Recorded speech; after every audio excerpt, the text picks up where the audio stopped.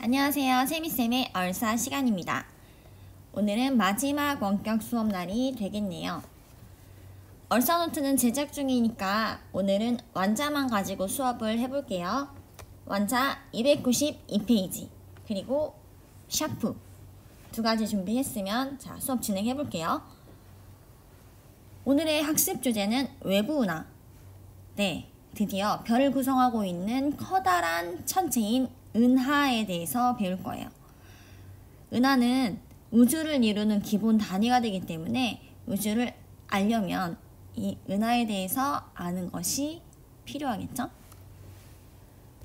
자, 은하는 별을 구성하고 우주를 구성하고 있는 기본 단위에 해당하는데 여기 화면에서 보는 것처럼 이런 것들이 은하의 모습이에요.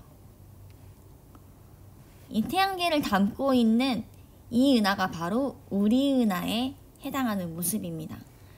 가운데 막대 구조가 보이고 뭔가 나선팔이 휘감고 있는 듯한 그런 모습이 보이네요.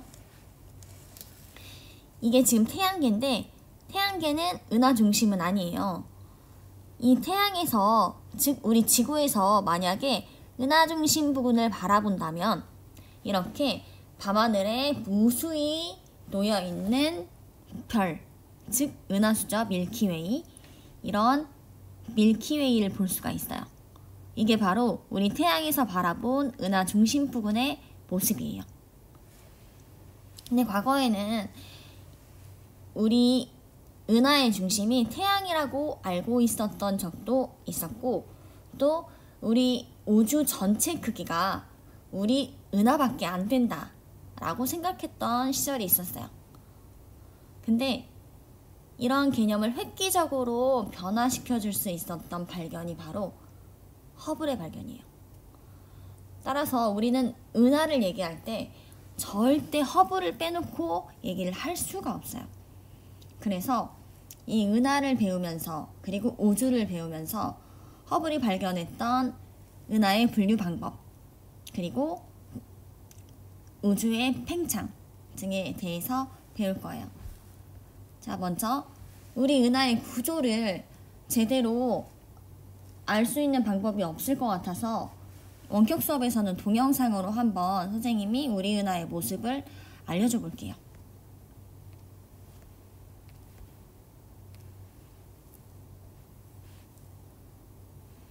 자, 유튜브에 선생님 아까 해놨는데 날라갔네.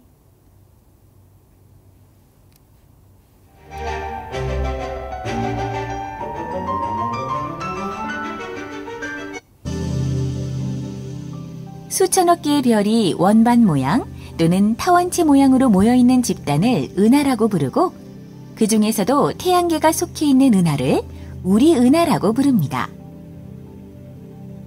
맑은 날 밤하늘을 올려다보면 뿌연 구름처럼 보이는 은하수를 볼 수 있습니다. 이 형상은 지구에서 보이는 우리 은하의 일부분으로 이 은하수가 별들의 물이라는 사실은 17세기 갈릴레오에 의해 처음 알려졌습니다. 별들의 무리인 은하수는 보시는 것처럼 우리 은하 원반을 옆에서 본 모습입니다. 이런 특징 때문에 우리 은하를 밀키웨이 갤럭시 또는 은하수라고 부르기도 하죠. 은하수에 대한 관심은 영국의 천문학자 허셜에 의해서 높아졌습니다. 우연히 하늘의 여러 방향에서 별의 개수를 세보았던 허셜은 대부분의 별들이 크기는 직경으로 약 10만 광년 정도가 되고요. 태양은 우리 은하의 중심에서 약 3만 광년 정도 떨어져 있습니다. 그래서 우리 은하는 실제로 굉장히 거대한 천체입니다. 이렇듯 우리 은하는 수많은 천문학자들의 호기심을 자극하며 오랜 시간 연구돼 왔습니다. 천문학자들은 우리 은하를 처음엔 그저 나선팔만 가지고 있는 나선 은하일 것이라고 생각을 했습니다. 하지만 관측 기술이 발달함에 따라 우리 은하의 구조를 더 세부적으로 관측하게 되면서 우리 은하가 핵 주위에 막대를 가지고 있는 막대 나선 은하라는 것을 알게 되었습니다.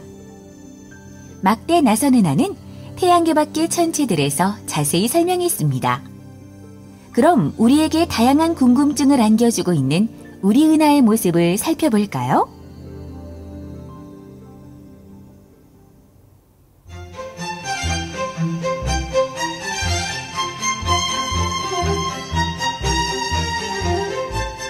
먼저 우리 은하는 크게 원반과 팽대부, 헤일로의 세 부분으로 분류할 수 있습니다. 띠 모양으로 늘어선 것이 바로 우리 은하의 대부분을 차지하는 원반입니다. 우리 은하의 원반에는 수많은 별들은 물론 성단, 가스, 먼지 등의 다양한 물질도 함께 모여 있습니다. 은하 원반에서는 지금도 별이 탄생하고 있지만 중심부에서 멀리 떨어진 지역엔 탄생한 지 오래된 별들이 존재하고 있습니다. 이렇게 원반에 별이 많이 모여 있는 이유는 뭘까요?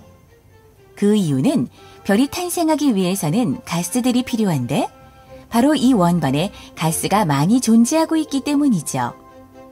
가스가 많이 모여 있어서 원반이 어둡게 보이고 또 가스와 먼지에 의해 별빛이 많이 가려지기도 합니다. 우리 은하 내에는 수많은 별들이 집단으로 모여 있는 성단이 많이 존재하고 있습니다. 그렇다면 우리가 태양계 밖의 천체들에서 만났던 상계 성단들은 우리 은하 어디쯤에서 볼 수 있을까요?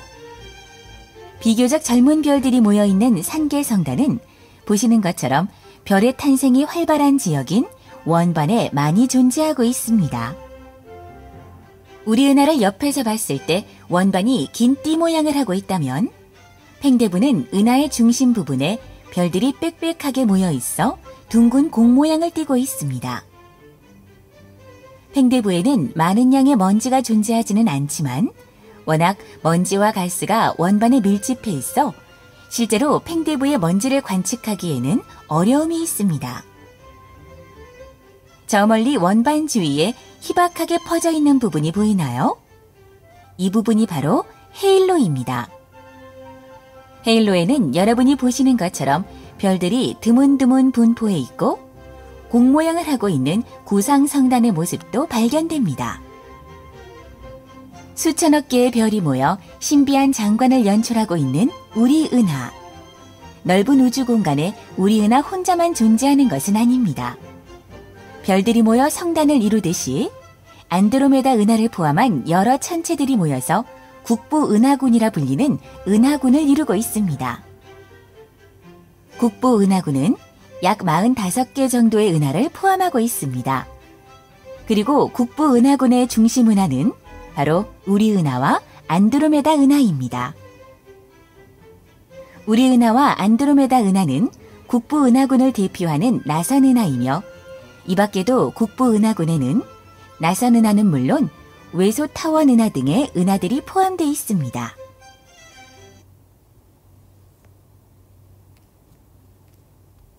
네, 잘 봤나요? 이게 우리 은하의 어떤 크기 및 구조에 해당하는 영상이었어요. 그리고 오늘 배울 내용에 이 허블의 발견이 굉장히 중요하잖아요. 네, 선생님 만든 노트예요. 너무 예쁘죠? 그래서 선생님 EBS에서 허블이랑 관련된 괜찮은 영상을 발견을 해서 그것까지 같이 본 다음에 그리고 개념을 나갈게요.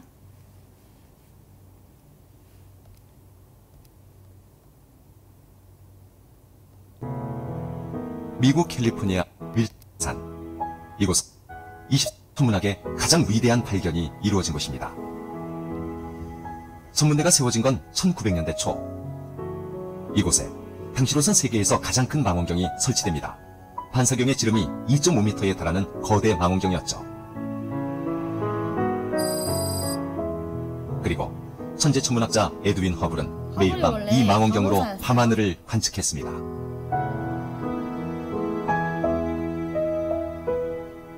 허블은 우주 공간에서 구름처럼 보이는 성운을 주로 관찰했습니다. Hubble observed the galaxy many times over the course of many nights. He would take photographs, and he would find the stars in that galaxy that would get brighter and fainter. And he would mark those on his photographic plate with a label saying VAR, meaning that it was a variable star. 당시 허블이 발견했던 건 무엇일까요? 1920년대 초, 우리 우주의 크기는 약 30만 광년으로 생각되었습니다.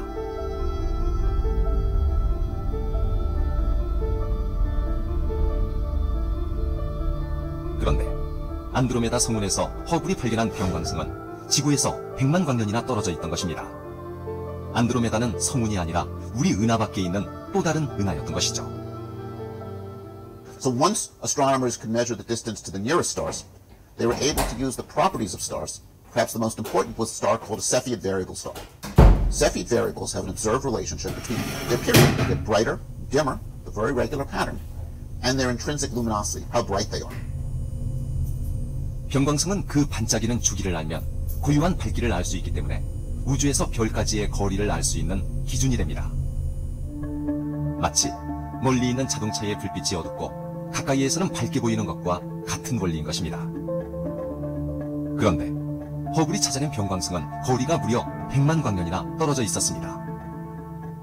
So Hubble was using this large telescope to look at these objects we call nebulae, which are fuzzy things. It's kind of Greek for fuzzy thing. And the big question in 1925 was, are those nebulae, what are they? Are they in our galaxy or outside of our galaxy? And what Hubble was able to show was that many of those nebulae were in fact not in our galaxy. They were other island universes. They were other galaxies. 당시 우리가 속한 우주의 크기보다 먼 곳에서 빛나는 병광성. 이 별은 우리 은하 밖에 또 다른 은하가 있다는 걸 의미했고, 비로소 우리의 우주는 우리 은하를 넘어 또 다른 은하까지 확대됐습니다. 이는 망원경과 과학자의 진념이 만들어낸 위대한 발견 덕분 아닐까요? 네, 잘 봤나요? 이렇게 허블이 은하를 당시 안드로메다 은하가 성운인 줄 알았다가 안드로메다 은하가 굉장히 멀리 떨어져 있는 천체라는 걸 알고 그때부터 외부 은하에 대한 개념이 정립되기 시작을 했어요. 자, 그러면 외부 은하에 대해서 새롭게 알았기 때문에 허블은 굉장히 다양한 은하를 계속적으로 관측을 했고, 이 허블이 관측한 은하에는 어떤 모양에 따른 규칙이 보이는 거를 발견을 하고 허블은 은하를 모양에 따라서 분류하기 시작합니다. 자, 아주 중요합니다. 허블은 은하를 분류할 때 분류 기준은 가시광선 영역에서 모양이나 또는 형태에 따라 분류를 했어요. 그러니까 보이는 대로 분류를 했다 이거예요. 아까 전에 우리 은하는 보여지는 형태가 중심 부근에 막대 구조가 있었고 또 원반 모양이 있었죠.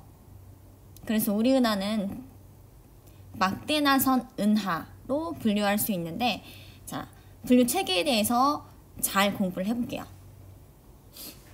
먼저 허블의 은하 분류 체계는 일단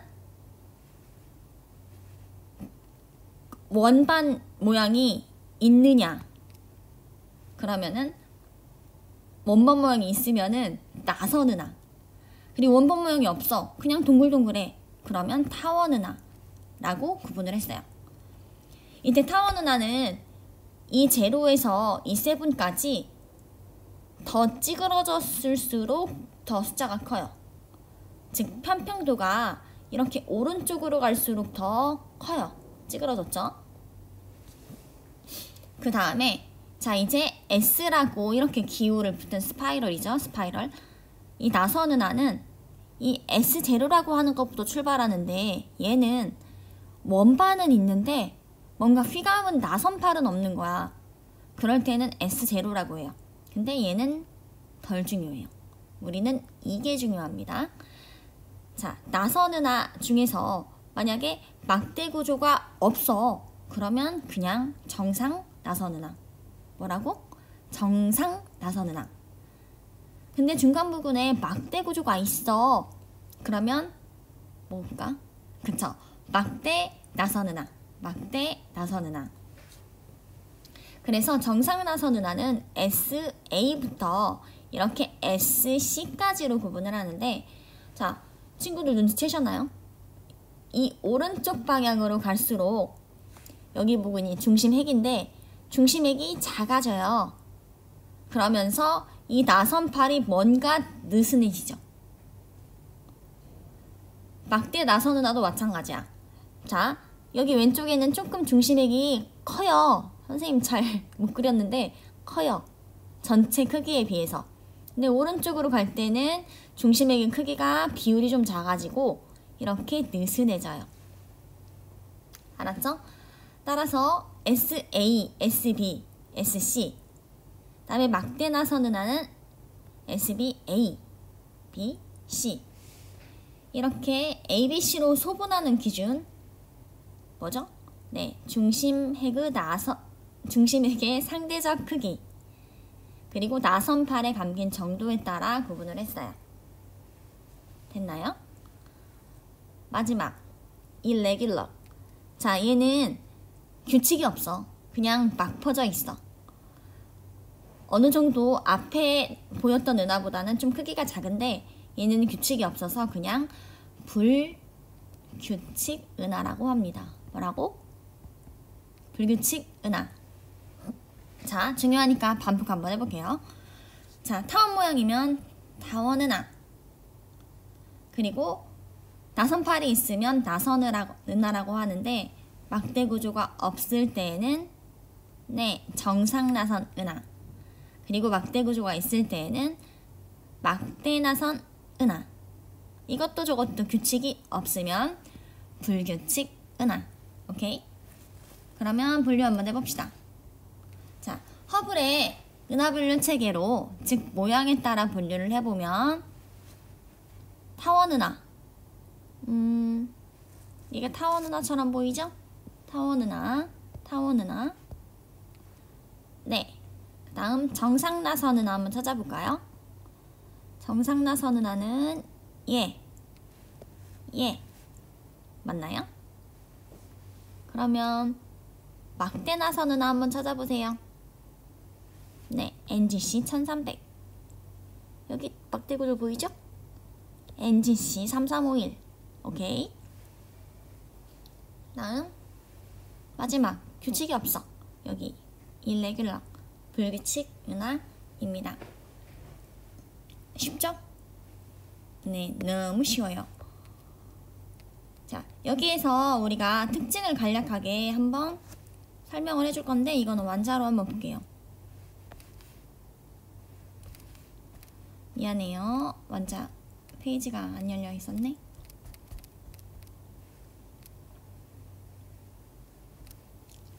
(292) 페이지. 네, 여기서 보면은 지금 타원 은하는 대체적으로 둥글둥글하고 뭔가 빽빽하게 모여있는데 얘네는 온도가 낮고 붉은 별이 주로 많이 모여있어요. 온도가 낮아. 그리고 성간물질이 적어. 그러니까 늙은 별이 모여있다는 얘기예요. 오케이?